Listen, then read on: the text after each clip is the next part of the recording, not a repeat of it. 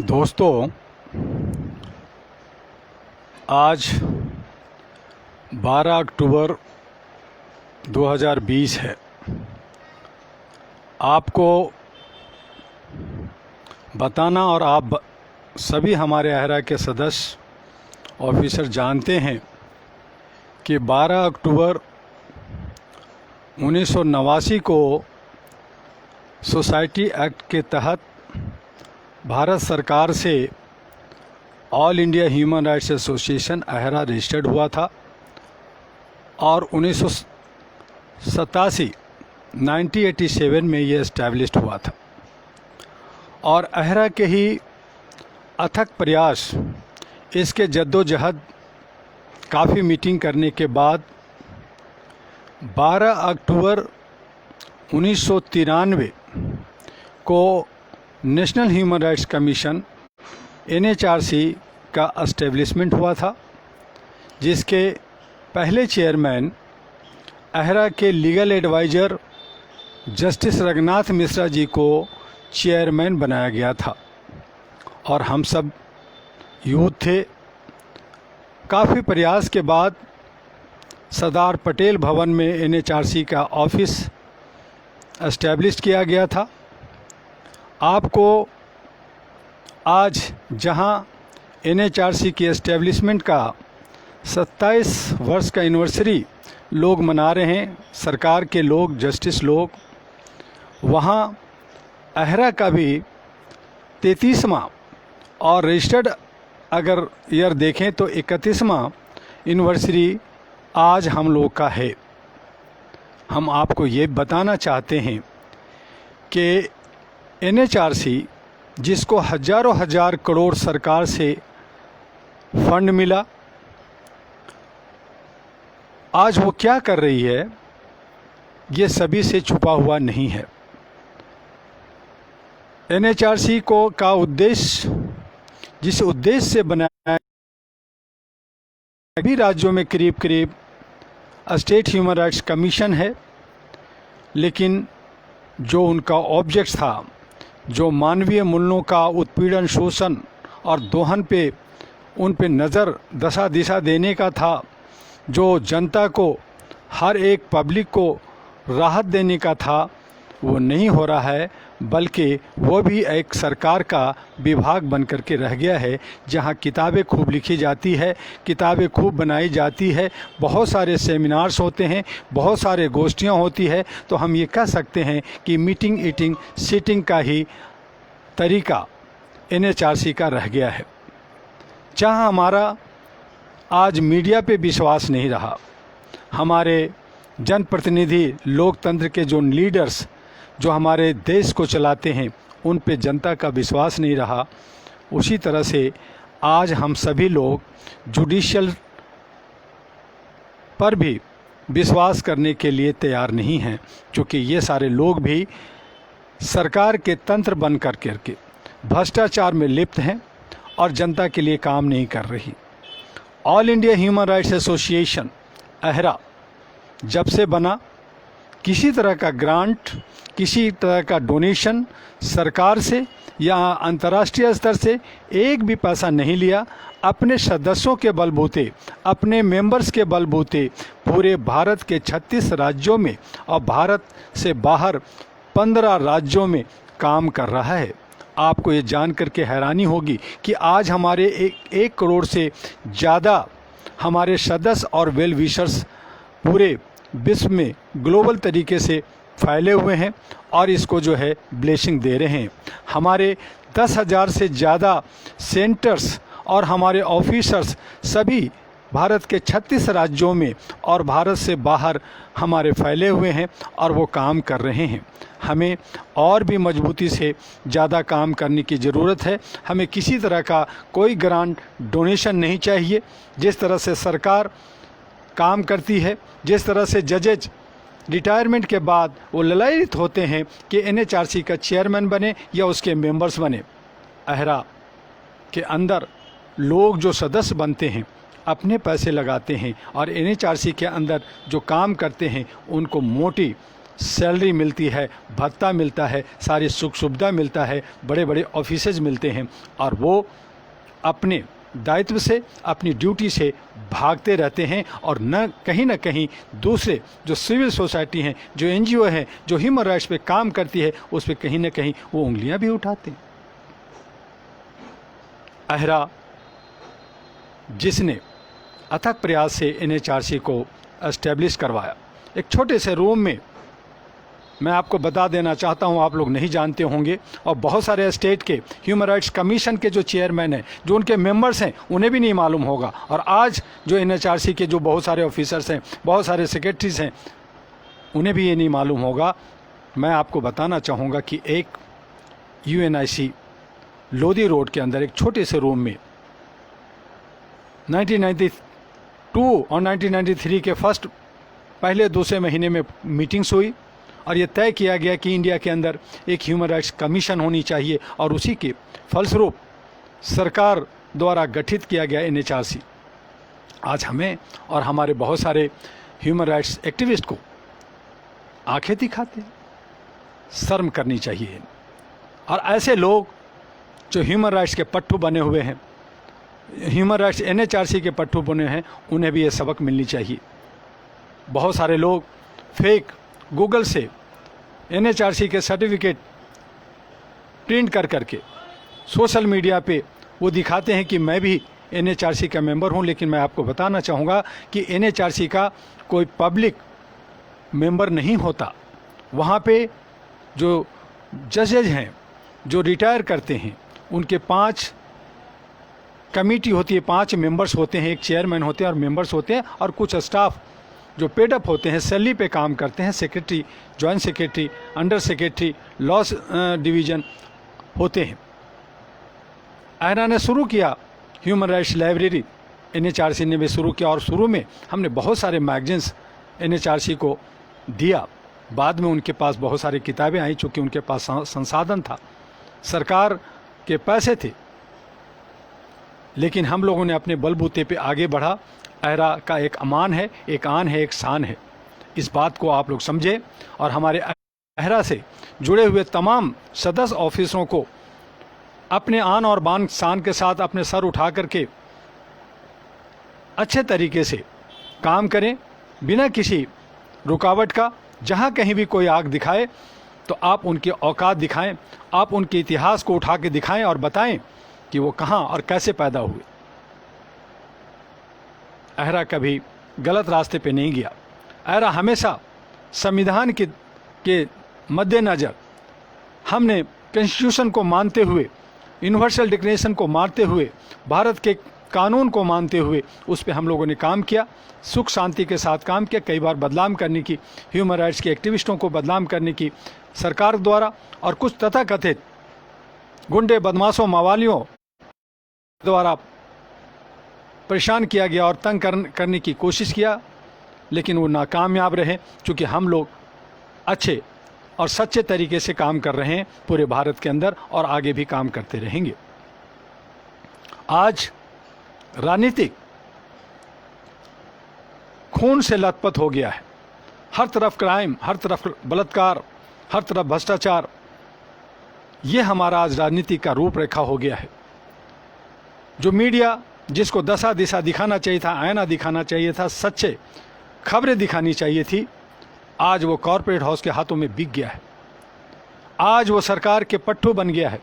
आज हमारे जो जुडिशियल सिस्टम है, आज हमारे जो सिक्योरिटी जो सिस्टम है, जिसमें पुलिस, सेना सभी आती है, वो सारे के सारे सरकार के पीछे भाग रही है, और वो इसलिए भाग रही है कि कहीं ना कहीं वो भ्रष्टाचार में लिप्त है। चंद लोग, उसमें से बहुत अच्छे सच्चे लोग हैं, आते हैं जो अपने हक के साथ जीना चाहते हैं, लेकिन उन्हें जीने नहीं दिया जाता। उनको चक्रव्यूह में फंसा करके उन पे गलत केसेस कर करके उनको परेशान किया जाता है, और यही हमारी लोकतंत्र बन गया है। लोकतंत्र में बड़ी हैरानी होती है मुझे कि आज भारत का 140 करोड़ की आबादी है, और मात्र 542 मेंबर ऑफ पार्लियामेंट पूरे भारत से चुने जाते हैं। और 542 में 272 अगर किसी को आ गया तो वो सरकार बनाता है, और उस 272 से 20 लोग कैबिनेट, ज़्यादा से ज़्यादा 20, 21, 22 कैबिनेट स्तर के मंत्री बनते हैं और एक प्राइम मिनिस्टर बनता है। एक व्यक्ति पूरे 140 करोड़ को भेड़ बकरियों की तरह हाँकता है और आगे ले जाता है। हम विश्वास करते हैं, हम आस्था रखते हैं हम प्राइम मिनिस्टर पे पूरा, कि प्राइम मिनिस्टर हमारा देश का है, वो अच्छे रास्ता देगा, अच्छा दिशा देगा, लेकिन नहीं मिलता। और जो विपक्ष के लोग हैं वो भी कमज़ोर होते हैं और कहीं ना कहीं वो भी भ्रष्टाचार में, या देश को सही दशा दिशा देने वाले नहीं होते, वो भी नहीं बोल पाते। और जो बाकी हमारे जो मेंबर ऑफ पार्लियामेंट होते हैं, राज्यसभा के मेंबर होते हैं, या सभी राज्यों के चीफ मिनिस्टर और मिनिस्टर होते हैं, वो कहीं ना कहीं गलतियों में फंसे होते हैं। उनकी फाइलें इन लोगों के पास होता है, उनको कहीं ना कहीं जाल में फंसा करके उनको दोहन और शोषण किया जाता है और उन्हें बोलने का मौका नहीं दिया जाता। और अगर उसमें से कुछ लोग बोलना चाहते हैं तो उन पे दुनिया भर की आफतें आती है। और यही तरीका आज हमारे मीडिया, चाहे वो इलेक्ट्रॉनिक मीडिया हो या प्रिंट मीडिया, सभी हो गए हैं।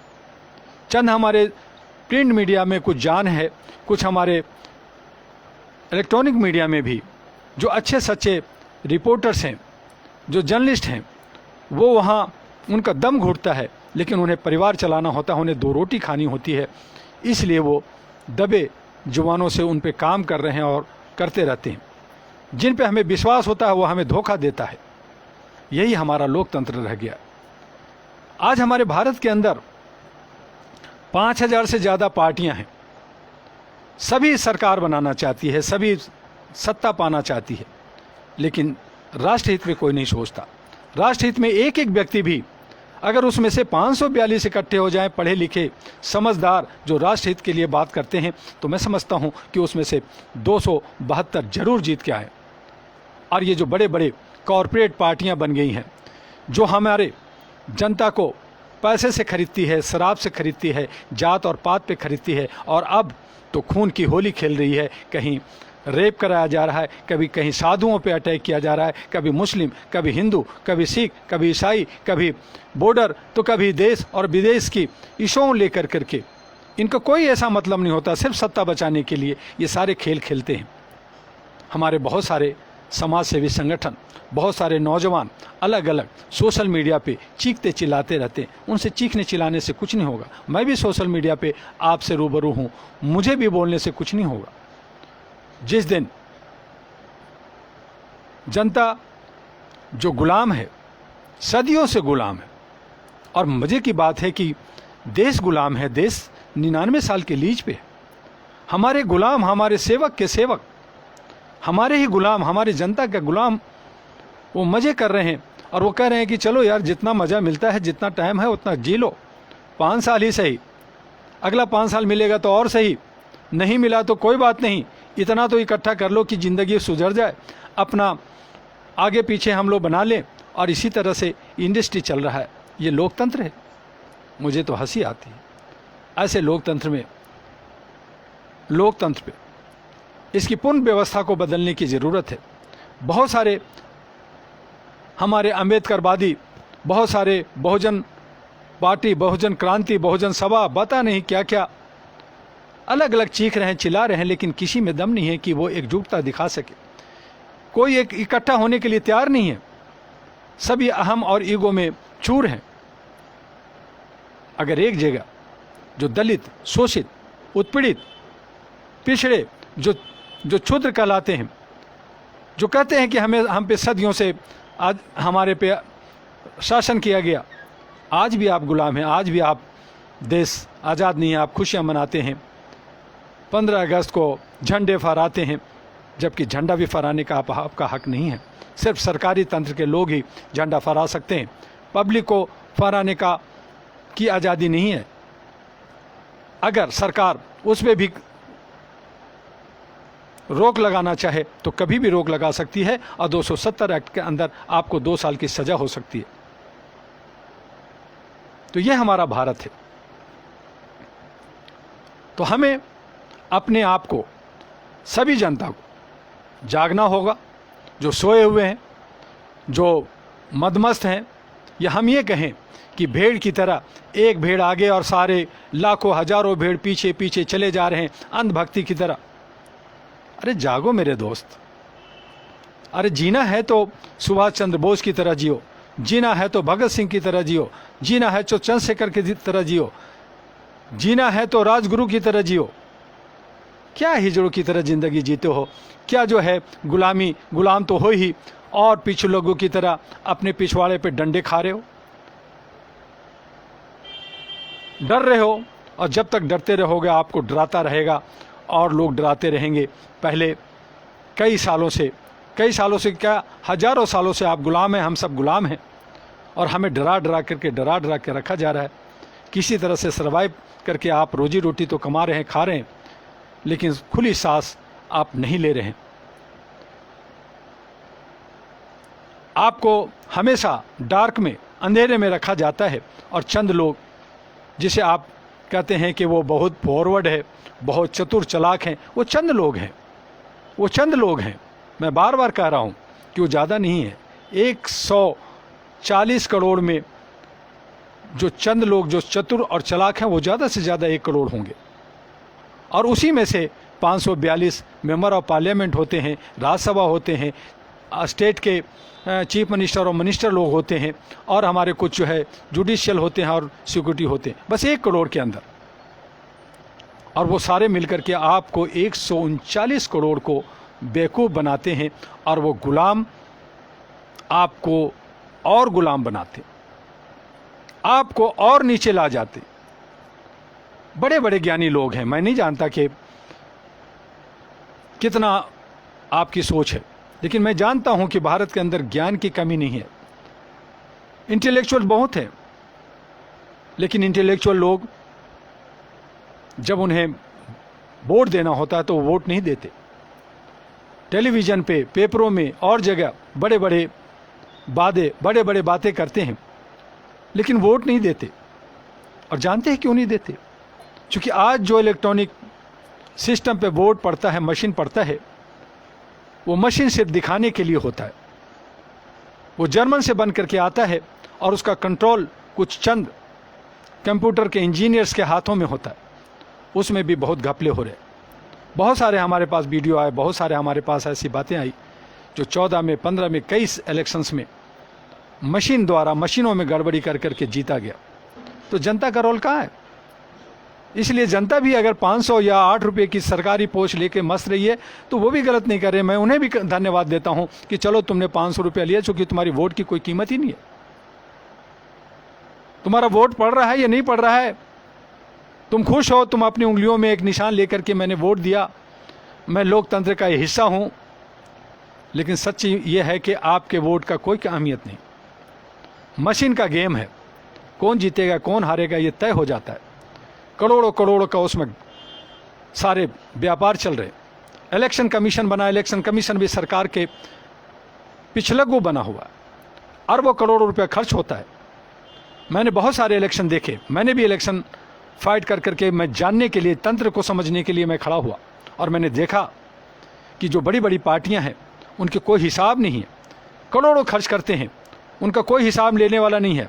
लेकिन छोटे लोग जो 10,000 अपना सिक्योरिटी जमा करता है, 10, 20, 50,000 रुपया किसी तरह से जोड़ तोड़ करके प्रचार प्रसार के लिए निकलता है, उसको रोज डेली हिसाब देना पड़ता है इलेक्शन कमीशन ऑफिस में जाकर के कि आप आज कहां कहां गए, क्या क्या किया, कितना पैसा खर्च किया। रोज हिसाब लिया जाता है। एक गाड़ी नहीं, दूसरा गाड़ी नहीं ले जा सकते, आदमी को नहीं घुमा सकते, आप जो है रैली नहीं कर सकते, आप इस रोड में नहीं जा सकते, उस रोड में नहीं जा सकते। लेकिन जो बड़ी पार्टियां हैं वो बड़ी बड़ी रैलियां करती है, करोड़ खर्च करती है, उसका कोई हिसाब नहीं। और जब हिसाब वहाँ पे छोटी छोटी पार्टियां, छोटे इंडिपेंडेंट्स जब हिसाब देने के लिए वहाँ भौल में जमा होते हैं तो वहाँ बड़ी पार्टियों का जनप्रतिनिधि नहीं होते। उनके चमचे को कहीं एक आध को भेज दिया या उनको भी नहीं भेजते, और उन पर कोई इलेक्शन कमीशन एक्शन नहीं लेती। कई बार बहुत सारे संज्ञान लेती है कि इस पर एक्शन होगा, इस पर केस होगा। बहुत सारी पार्टियों पे 100-150 केसेज होते हैं। जीत जाता है, जीत गया तो सिकंदर। सारे केसेस हवाई, और बाकी चंद लोग जो पढ़े लिखे लोग जाना चाहते हैं उनको पे दुनिया भर की बंदी से लगाई जाती है, तो ये इलेक्शन कमीशन का रोल है। मैंने बहुत बार इलेक्शन कमीशन को कहा कि ये जो प्रचार सत्ता पक्ष करती है वो नहीं होनी चाहिए सत्ता पक्ष के द्वारा। बड़ी पार्टियां या कोई भी पार्टियां प्रचार न करे, इलेक्शन कमीशन प्रचार करे और सभी पार्टियां और सभी कैंडिडेट से एक फिक्स अमाउंट लिया जाए और उसका प्रचार इलेक्शन कमीशन करे, उसका काम सारा इलेक्शन कमीशन देखे।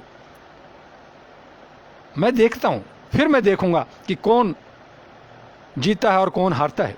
जनता को सही आईना दिखाया जाए, सही दिशा दिखाया जाए, किसके मैनिफेस्टो में क्या दम है, कौन काम कर सकता है, उस बेस पे काम किया जाए। लेकिन आज 90% लोग भ्रष्ट, करप्ट, बलात्कारी, गुंडे, मवाली इलेक्शन लड़ते हैं। एक तरफ कहते हैं इलेक्शन कमीशन ऐसे लोग नहीं लड़ सकते, लेकिन वैसे लोगों को ही टिकट दिया जाता है, वैसे लोगों का नॉमिनेशन होता है और वैसे लोग अपने हो हंगामा कर करके लोगों को दबा करके, जो गरीब हैं, जो दबे हुए हैं, वो बेचारे डर जाते हैं। और डरना भी स्वाभाविक है, क्योंकि जीना है उनको समाज के अंदर, उनकी बहू बेटियों की इज्जत बचानी है। और जो जरा सा बोला उनकी बहू बेटियों के साथ रेप होगा, गैंग रेप होगा, उनको मार दिया जाएगा, उनको फंसा दिया जाएगा अलग अलग केसेस में। तो ये हालत है। तो ऐसी हालत में लोकतंत्र किस तरह का लोकतंत्र, काहे का लोकतंत्र?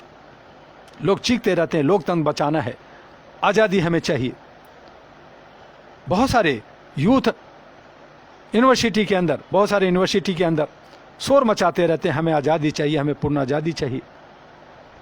अरे देश को आज़ाद कराओ, जनता को जगाओ, जागरूक हो, एक रूपता दिखाओ, एकजुट हो। और ये जो कॉर्पोरेट हाउस बना लिए हैं पार्टियां, ये जो कॉर्पोरेट हाउस जो मीडिया को अपने उंगलियों पे नचा रहे हैं या अपने पास रख लिया, उनसे छुड़वाओ।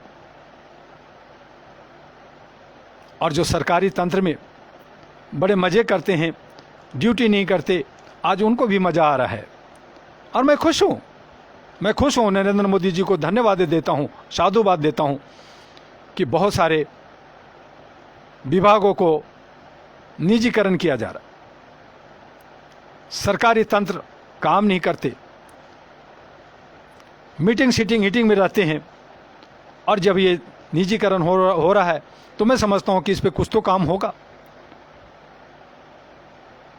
लोगों को काम मिलेगा, रोजगार मिलेगा। बस उसमें इतना हमारे आदरणीय नरेंद्र मोदी प्रधानमंत्री से निवेदन है आपके माध्यम से कि जो निजीकरण हो रहा है उन तमाम कॉर्पोरेट हाउस के जो अकाउंट्स है वो सिर्फ इंडिया में होना चाहिए, इंडिया से बाहर नहीं होना चाहिए। इंडिया के से बाहर पैसा नहीं जाना चाहिए। भारत के अंदर ही वो विकास करे, भारत के अंदर ही वो सारी फैक्ट्रियां लगाएं, भारत के अंदर ही वो ट्रेन चलाएं, भारत के अंदर ही बाकी सारे जितने भी वो प्राइवेटीकरण हो रहा है वो भारत के अंदर हो, किसानों के साथ हो, नौजवानों के साथ हो।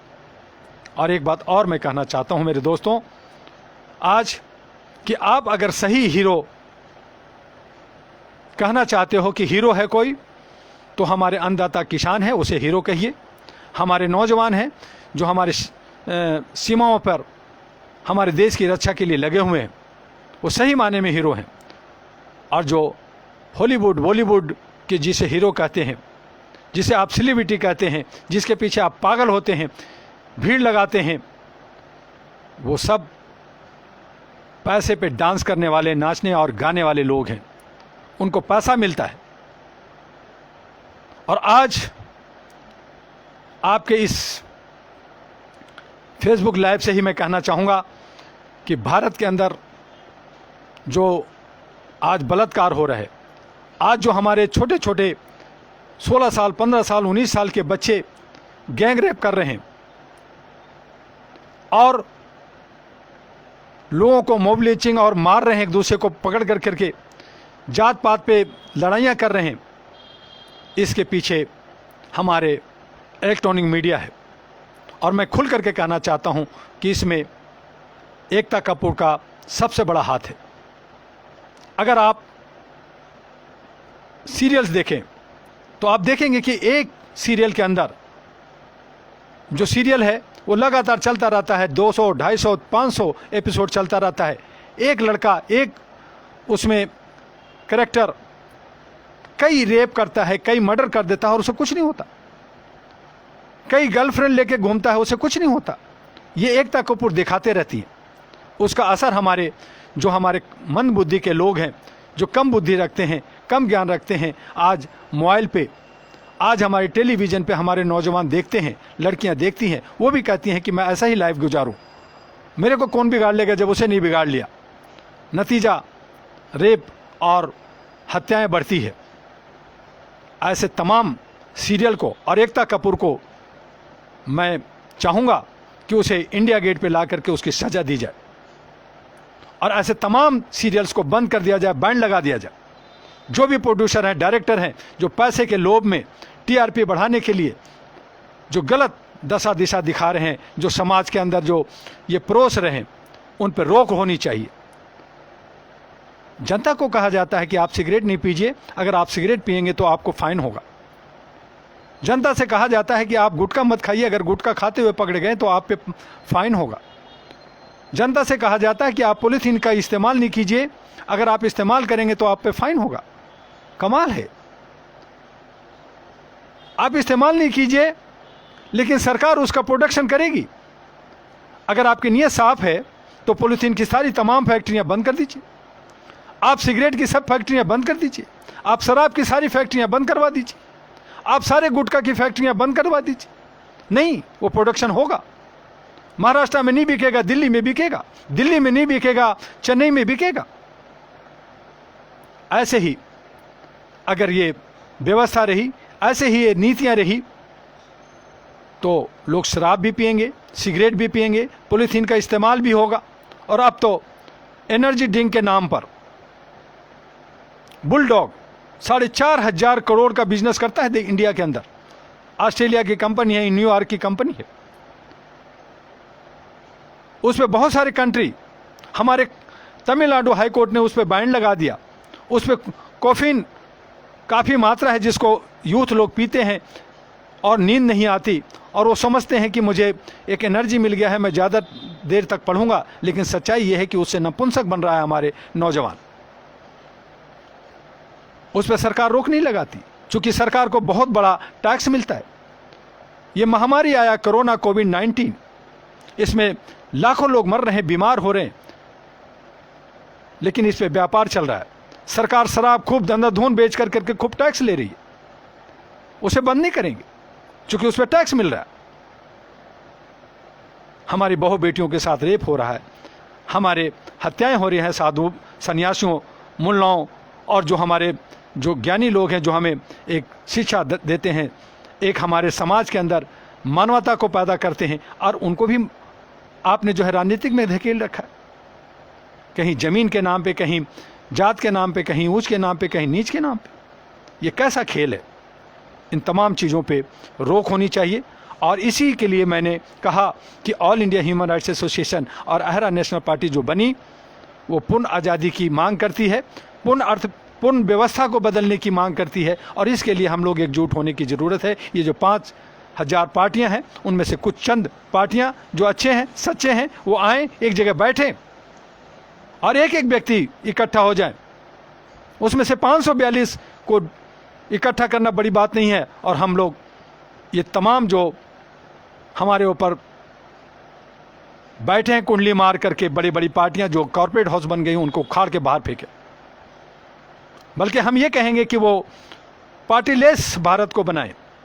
जनता के हाथ में शक्ति होनी चाहिए, जनता के द्वारा अगर ये सरकार चलनी है तो जनता के हाथ में शक्ति होनी चाहिए। चुनाव की सिस्टम ठीक होनी चाहिए, ये मशीन में जो गड़बड़ियाँ हैं उसकी सुधार होनी चाहिए, उस पर पकड़ होनी चाहिए। और जो इलेक्शन कमीशन है, उन्हें मजबूती के साथ काम करना चाहिए जनता के साथ, क्योंकि जनता का वो प्रतिनिधित्व करता है, न कि सरकार का। तभी हमारा देश आगे बढ़ेगा। बहुत सारी बातें हैं मेरे दोस्तों, बहुत दिल में आग लगी होती है, लेकिन आप सभी लोग समझते हैं, जानते हैं कि जो ज़्यादा बोलेगा वो उतना ही मुश्किल में पड़ेगा। मैं जानता हूँ मेरे पे भी मुश्किलें आने वाली है, लेकिन मैं मानवीय मूल्यों के लिए काम कर रहा हूँ, मानवता के लिए काम कर रहा हूँ। आज भारत के अंदर 36 राज्यों में जहाँ मैं काम कर रहा हूँ, भारत के बाहर ये कोविड-19 कोरोना का थोड़ा मार ख़त्म हो जाए। मैं भी कोरोना से ग्रसित रहा, बीमार रहा, अपने आप को संभाला। अगर मैं हॉस्पिटल में जाता तो आज डॉक्टर लोग मुझे भी मृत घोषित करके काले डब्बे में, काले पॉलीथीन में फेंक दिए होते। क्योंकि आज सारे बड़े बड़े जो नर्सिंग होम है वो व्यापार कर रहे हैं, महामारी के नाम पे लूट मचा रहे हैं और बड़े बड़े मेडिकल कॉलेज का मालिक बने हुए हैं। और मुझे कहने में शर्म नहीं है कि इलेक्शन कमीशन के बहुत सारे चेयरमैन इसलिए बनते हैं अब कि वो कहीं ना कहीं भ्रष्टाचार कर करके जब वो रिटायर करें तो मेडिकल कॉलेज और इंजीनियरिंग कॉलेज बनाए। ऐसे कई लोग जो इलेक्शन कमीशन के चेयरमैन है आज बड़े बड़े मेडिकल कॉलेज खोल के बैठे हुए हैं। कहाँ से आया, किधर से आया, कौन पूछने वाला है? जो आंखें दिखाएगा उसकी आंखें तोड़ दी जाएगी। तो ये सारे करप्शन भ्रष्टाचार में सब लिप्त हैं। कोई 1 रुपये का चोर है, कोई 1000 करोड़ का चोर है, कोई 10,000 करोड़ का चोर है, लेकिन है सभी चोर। इसलिए चोर चोर मसौरे भाई हैं। सब एक दूसरे को दबा रखा है, सब एक दूसरे को डरा रखा है। इसलिए किसी में हिम्मत नहीं है कि वो खुल करके सामने आए, खुल करके आवाज़ उठाएं। आज जरूरत है जब एक प्राइम मिनिस्टर हमारे देश के 140 करोड़ को अपने तरीके से चला सकते हैं, तो जनता में कुछ चंद लोग क्या बदलाव के लिए अपना कुर्बानी नहीं दे सकते? हमारे जो बुजुर्ग, हमारे जो कुर्बानी दे करके देश को आज़ाद कराया, आज़ाद की हम जो सपना देखते हैं, झूठे सपना ही चाहे वो 99 साल की लीज ही सही, हम उस बूते पे जी रहे हैं। हम सैनिकों को भी जी रहे हैं। हमारा सही हीरो सैनिक है, सही हीरो हमारा किसान है। आज सेलिब्रिटी को इलेक्ट्रॉनिक मीडिया खूब दिखाती है, 1 महीना, 2 महीना, 4 महीना, लेकिन हमारी छोटे छोटे 5 साल 4 साल के बच्चियां के साथ रेप हो रहे हैं, गैंग रेप होते हैं, उस पर कोई कहीं एक आध बाइट दिखा दिया। लेकिन एक अगर सेलिब्रिटी का मौत हो गया, चाहे वो आत्महत्या किया या उसको मारा गया, ठीक है, उसकी इंक्वायरी कीजिए, उसकी जो एजेंसियां हैं उसकी जांच करें, उस पर एक्शन लें, अच्छी बात है। लेकिन 4 महीना 6 महीना उसी को दिखा रहे हैं और जो बाकी समस्या है उनको गौन किया जा रहा है। कमाल है। एक पार्टी दूसरे पार्टी को दोष देते रहती है, दूसरी पार्टी तीसरी पार्टी को दोष देती है। ये गेम चल रहा है। जिसके बच्चियां मर गई, जिन पे गैंग रेप हुआ, जो हमारे साधु और बाकी लोग जो मारे जा रहे हैं, उनके परिवार से जाके पूछिए कि उन पे क्या गुजर रहा है। उन नौजवानों से पूछिए कि जिनके रोजगार नहीं है, जिनको कोई नौकरी नहीं मिल रहा, बेरोजगारी में जी रहे हैं, जिन पे पूरा परिवार, पूरा समाज और देश टिका हुआ है, वो सब ग्राह रहा है। उनसे पूछिए कि उन पे क्या गुजरती है। और आप सिर्फ चेयर और वोट की राजनीति करते रहते। आपको वोट चाहिए, आपको सत्ता चाहिए, एन कैन पर कैन, किसी तरह से आप सत्ता खाली चाहते हैं। सभी लोग सत्ता के पीछे भाग रहे हैं। और यही वजह है कि बिहार का जब मैंने देखा, बिहार के अंदर लोभ लालच को देखा, वहाँ पे स्वार्थी लोगों को देखा, वहाँ पे भेड़ बकरियों की तरह पीछे भागते हुए लोगों को देखा, तो अहरा नेशनल पार्टी अपने को पीछे कर लिया कि नहीं, अभी जनता में ये जागरूकता नहीं आई है, अभी ये आज़ाद होना नहीं चाहती है, अभी ये गुलाम बनने रहना चाहती है। एक को हटाएगी, दो को दूसरे को बैठाएगी। हो सकता है जो है वही बैठेगा या नहीं बैठेगा। आप एक तरफ चोर कह रहे हैं, दूसरी तरफ उसी को बैठा रहे हैं, दूसरी तरफ दूसरे को बैठाना चाहते हैं, वो भी चोर। क्या मामला है? बिहार इतिहास रचने वाला अब इसी महीने में 28 को पहला चरण, फिर 7 को, फिर 3 को, नवंबर को, और आपको 7 को शाम में पता चल जाएगा कि बिहार की क्या पोजीशन है। और वहां से पता चलेगा कि भारत का चेहरा क्या बनने वाला है, आगे बंगाल का क्या होगा, बाकी राज्यों का क्या होगा। आप सभी से मेरा करबद्ध प्रार्थना है कि कुछ चंद सुभाष चंद्र बोस बनो, कुछ चंद भगत सिंह, चंद्रशेखर बनो, राजगुरु बनो। अब उसकी मांग है, फिर से मांग है पूर्ण स्वतंत्रता के लिए, पूर्ण आज़ादी के लिए, और देश के अंदर जो ये खून की राजनीति चल रही है उसे ख़त्म करने के लिए और पूरी पूर्ण व्यवस्था को बदलने के लिए। ह्यूमन राइट्स, मानवाधिकार को कुचलने की बहुत कोशिश की जा रही। मानवाधिकार, ह्यूमन राइट्स यूनिवर्सल शब्द है, इसे कोई कुचल नहीं सकता। अगर मानव के अधिकार छीन लिए गए तो पृथ्वी खत्म हो जाएगा, पृथ्वी पे शांति खत्म हो जाएगी।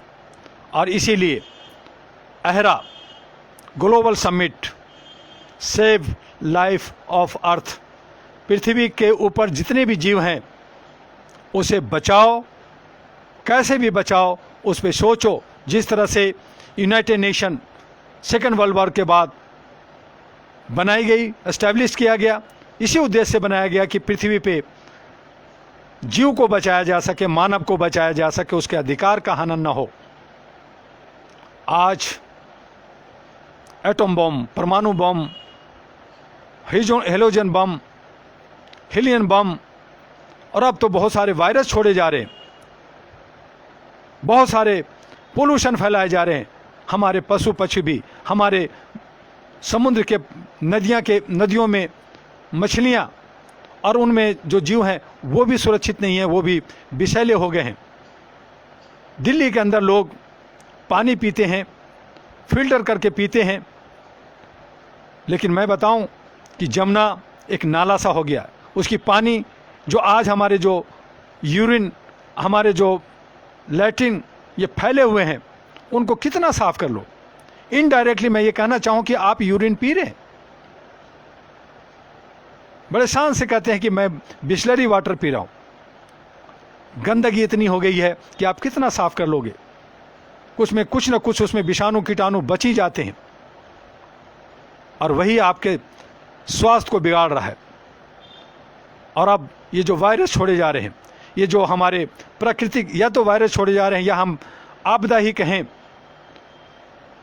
तो हमारे चाहे वो भगवान हो, अल्लाह हो, गॉड हो, जो हमारी शक्तियां हैं, जब हम गलत करेंगे तो उसकी सज़ा भी विनाशकारी के रूप में ही मिलेगा। और आप हाय हाय बाय बाय कर रहे हो, बड़े खुश हो रहे हो कि हमारे पास 10 करोड़ हो गया, हमारे पास 20 करोड़ है, हमारे पास हेलीकॉप्टर है, हम देश विदेश घूमते हैं। ये सारे के सारे निकल जाएंगे मेरे दोस्त। सावधान, मानवता को बचाओ, ह्यूमैनिटी को बचाओ, सेव लाइफ ऑफ अर्थ। अगर पृथ्वी बचेगी, मानव बचेगा तो ये पृथ्वी होगा, नहीं तो ये पृथ्वी क्या पता कल मंगल से आकर के आप पे कब्जा कर ले, मंगल के वासियों का पृथ्वी हो जाएगा, कोई और ग्रह के वासी आकर के इस पे रहेंगे। ये जो जीव जंतु या जो भी अगर थोड़ा बच गए तो उसका पृथ्वी होगा, आपका नहीं होगा, आपके बच्चों का नहीं होगा। इसलिए सावधान हो जाइए, अपने को संभालिए और जागृत हो जाइए। आज बस इतना ही। कल से प्रतिदिन डेली, कल मंडे है, ट्यूसडे है, कल से 1 से 1.5 आधा घंटे के लिए मैं डेली फेसबुक पे आऊँगा और मेरी जो 7 किताबें लिखी हुई है, मैंने हज़ारों मैगजीन्स लिखे हैं, उसके कुछ कंटेंट्स जो आप तक पहुंचने की ज़रूरत है, क्योंकि अब बहुत सारे साथी हमारे किताबों को नहीं पढ़ा है, हमारे मैगजीन्स को नहीं देखा, उसके कंटेंट्स आपको सुनाएंगे, पढ़ाएंगे इस वीडियो के माध्यम से। तो प्रतिदिन डेली 1 बजे से लेकर के, दिन के 1 बजे से लेकर के 1:30 बजे के बीच आप एमए दुआ के फेसबुक पर लाइव पे हमसे जुड़िए। और जो ये राजनीतिक है, ये जो समाज के अंदर जो गंदगियाँ हैं, बीमारियाँ हैं, इन पे भी हम बीच बीच में कभी कभी बातें करेंगे। लेकिन उन तमाम चीज़ों को जो हमने मिशन और विजन को लेके चले हैं उन पे करेंगे। और सरकार के पट्टू ना बने, क्योंकि सरकार अपनी हेकड़ी में, अपने ईगो में जनता के अहित करते हुए शोषण और दोहन करती है। उसकी पीछे लोग गुना बने। आवाज़ उठाइए, हम सब एक हैं। जय हिंद, जय भारत। आइए हम सब मिलकर के ह्यूमन चैन बनाएं, ह्यूमन लाइब्रेरी बनाएं। नमस्कार।